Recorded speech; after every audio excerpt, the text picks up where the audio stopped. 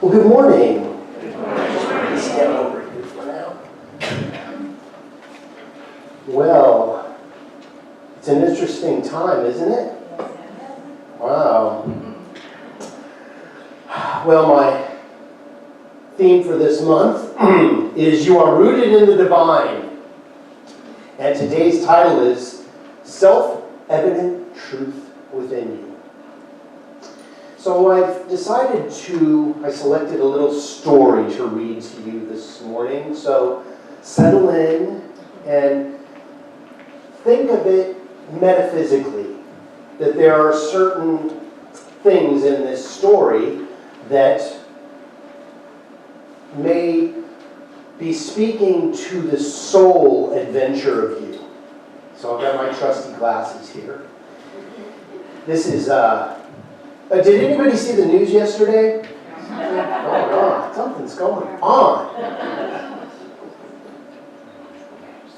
Since truth, God, is eternal and everywhere present, even if we temporarily get distracted and overcome by the situations and circumstances, ever been distracted?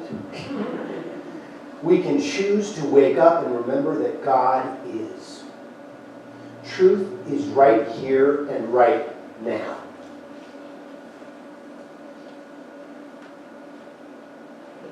It's an interesting time to think about distractions, isn't it? One of the great Gnostic texts is something called the Hymn of the Pearl.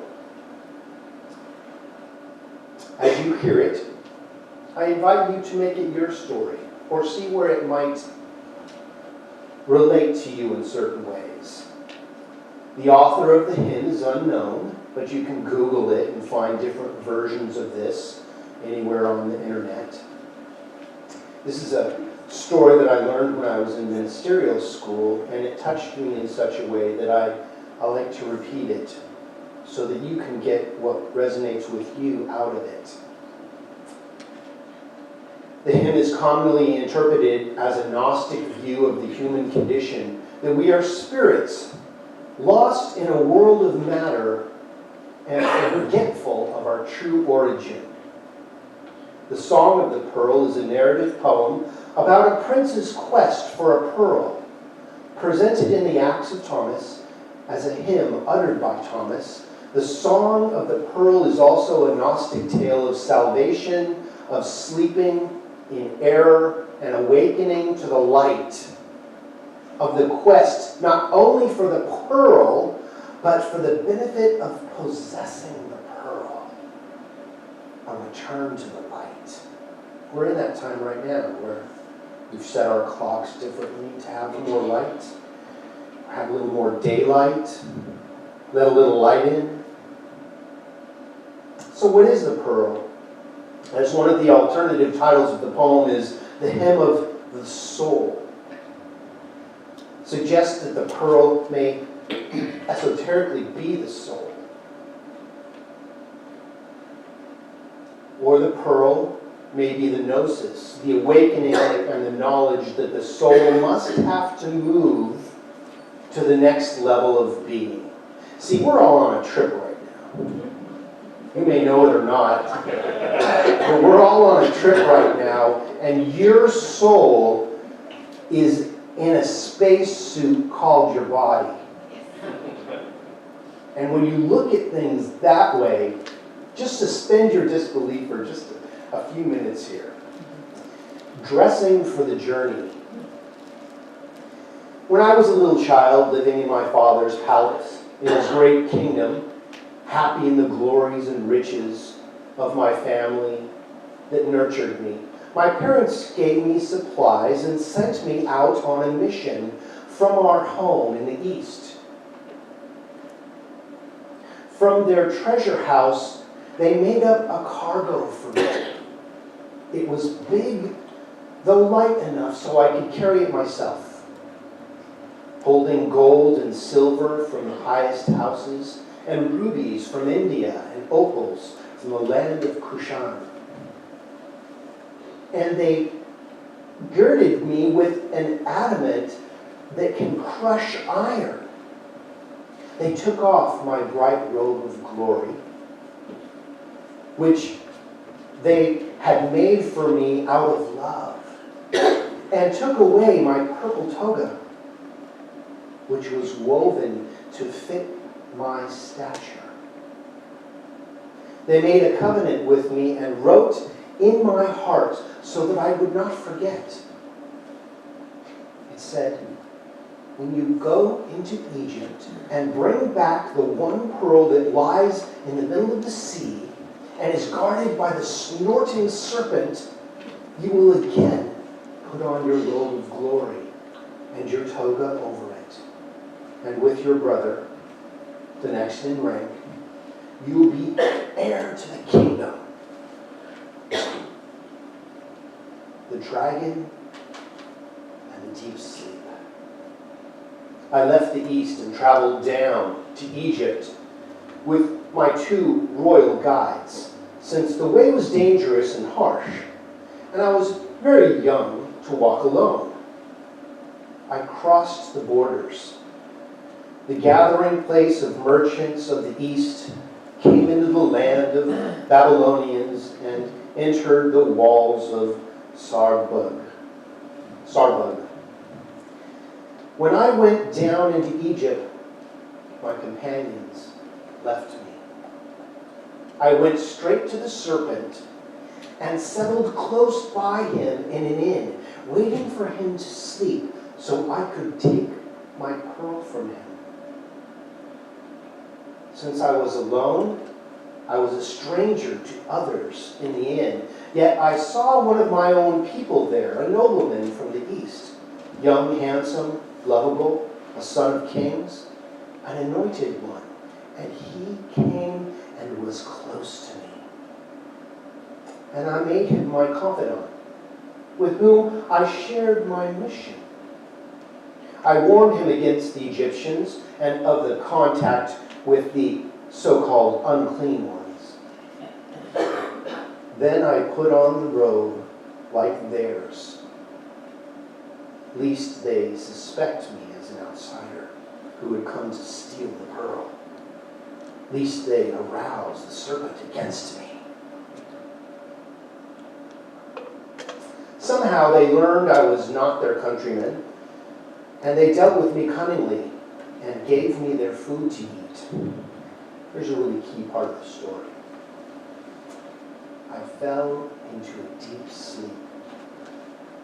I forgot that I was the son of a king, and I served the king.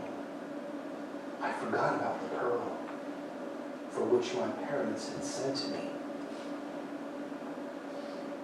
Through the heaviness of their food, I fell into this deep sleep. I'd just like to interject here. Don't get temporarily distracted and overcome by the situations and circumstances of our life and fall into that deep sleep. I've fallen into a deep sleep in my life at times. If you just merging some things there. Next chapter. Remember the pearl. When all these things happened, my parents knew and grieved for me. It was proclaimed in our kingdom that all should come to our gate. And the kings and the princes of Parthia and all the nobles of the east wove a plan on my behalf so I would not be left in Egypt. And they wrote me a letter, and every noble signed it with his name, and it said, from your father, the King of Kings, and your mother, the mistress of the East, and from your brother, our next in rank, and to you, our son in Egypt. Peace. Awaken and arise from your sleep, and hear the words of our letter. That's his wireless. That's the moment right there. Keep hopping so you're trying to fix it. Awaken and arise from your sleep and hear the words of our letter. Remember that you are the son of a king. Remember the pearl for which you were sent into Egypt. Remember your robe of glory and your splendid mantle, which you may wear when your name is called in the book of life, when it is read in the book of heroes, when you and your brother inherit the kingdom.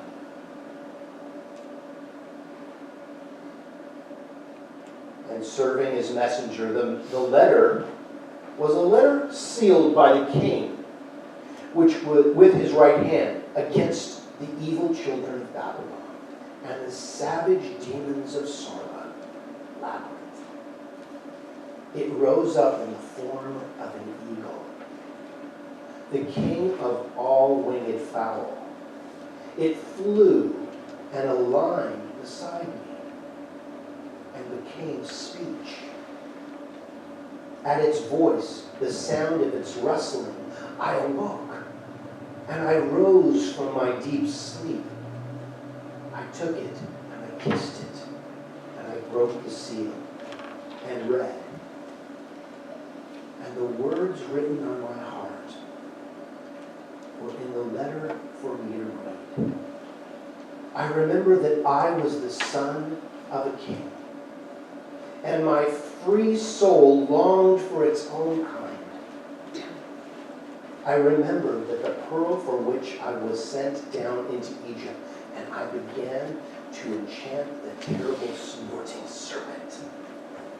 I charmed him into a sleep by calling the name of my father over him. And my mother, the queen of the east. I seized the pearl and turned to carry it to my father. I stripped off the garments of that world, leaving them in the field, and went straight on my way into the light of our homeland in the east. On my way, the letter that had awoken me was lying like a woman at the road. And she had awakened me with her voice, so she guided me with her light. And if she were an oracle, she was written on Chinese silk and shone before me in her own form. Her voice soothed my fear, and its love urged me on. I hurried past the labyrinth, through Babylon, and on the left, and came to Ashita, a heaven of merchants, perched over the coast of the sea. My robe of glory that I had taken off, and the toga over it were sent by my parents from the heights of Hirsina.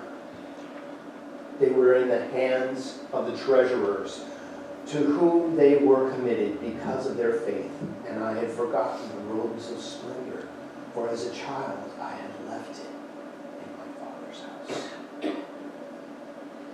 As I gazed on it, suddenly the garment, like a mirror, reflected me, and I saw myself apart as two entities in one form. The treasurers had brought me one robe, yet it had two halves. I saw one shape with one kingly seal. They gave me wealth, and the bright embroidered robe was colored with gold and silver, with rubies and opals and jewels of many colors were fastened to it.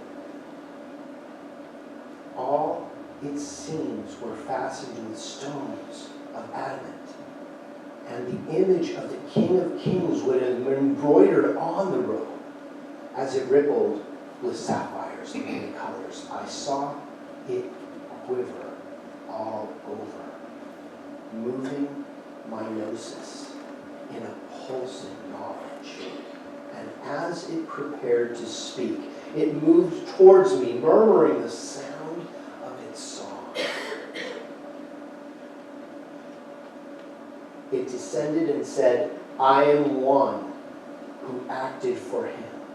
For him I was brought up into my Father's house. I saw myself growing in stature, in harmony with all his labors. with regal moments, the robe was spreading towards me, urging me to take it, and love urged me to receive it. And I stretched forth and received it and put it on, the beauty of its hues. I cast my toga of brilliant colors all around me. Therein I clothed myself and ascended to the gate of salutation and adoration. I bowed my head and adored the majesty of my Father who had sent me. I had fulfilled his commandment, and he had fulfilled what he had promised me. The gate of his prince, I mingled with the nobles. He was happy through me and received me, and I was with him in the kingdom. He promised me that I would journey soon with him to the gate of the King of Kings, and with my gift and my pearl, I would appear with him before our King. Interesting story. So imagine that we were in a place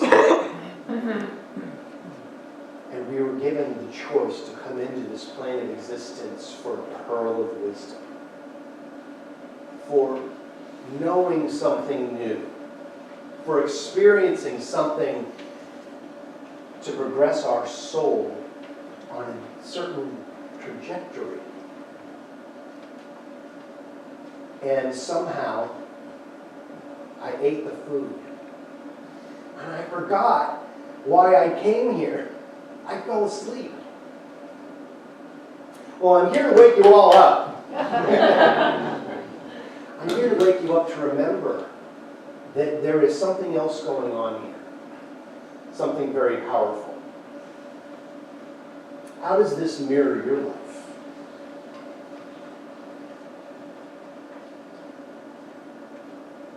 Our youth are here to awaken us from our deep sleep. For us to move to our next level of being. No matter what you feel about certain situations, there is something going on. And we can be awoken or we can stay asleep. It's up to us. Ephesians 5:14 says, everything exposed to the light itself becomes the light. Everything exposed to the light becomes the light. Therefore, the more we dwell upon the self-evident truth that we are rooted in the divine, the more we become aware of our divinity. The more we become its image and likeness. So, this then becomes the reason for our daily spiritual practice of meditation, prayer, and spiritual study. To awaken my fellow travelers, remember, you are here for the pearl.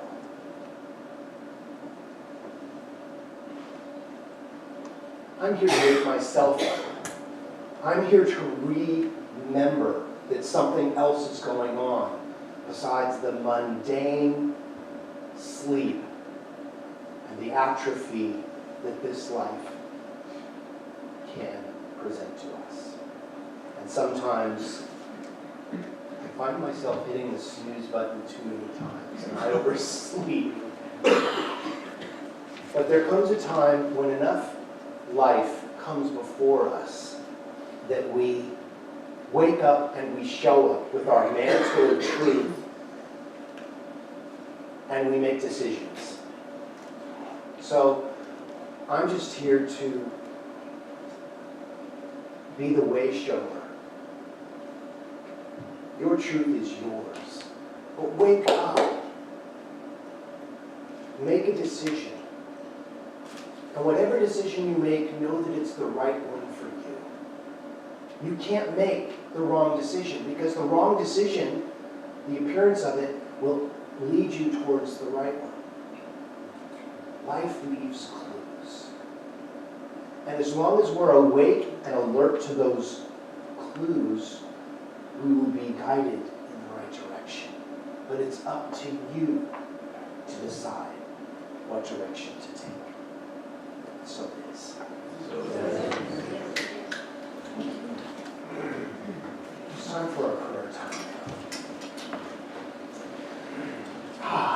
So let's just take a moment and remember our teaching going to the power of this moment.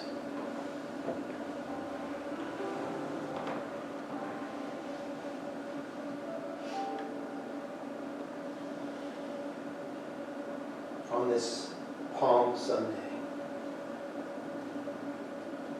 a week before Easter, we know that there is a rising in consciousness that's happening. Even with a light dusting of snow, it can't hide the flowers that are piercing the soil, calling for the sunlight. Just as each one of us awakens in this lifetime to what our journey is, something wonderful is happening. So I may not know your story, but I know that God knows. And we call in the healing. We call in the revealing of truth in this moment. We call in the love. We know that something wonderful is happening. No matter what the appearance may look like, we know that when humans might have meant for harm, God means for good. So as we turn towards the light, we become the light. So I know that whatever may be going on in your experience, as we turn towards the light turns into us, literally turning us into the light. And as we do, we are supercharged with the spiritual energy of the universe, calling in that love in every situation, every connection that needs to be made for the perfect healing of the body of our affairs, our situations, becomes evident in a way that is identifiable, that we can act upon, that allows the so-called miracle to manifest. How good it is to know that we know that we know. To stand up and to wake up in a way that makes sense, that is part of the healing essence of the universe. And for this, we give great thanks. Thank you, divine loving energy, for the answers, for the healing, for the revealing of the truth that allows us to walk with love and wisdom. So I release this word into that divine, living, loving law of God, knowing that it is done. As we release this treatment, we affirm it by saying, and so it is.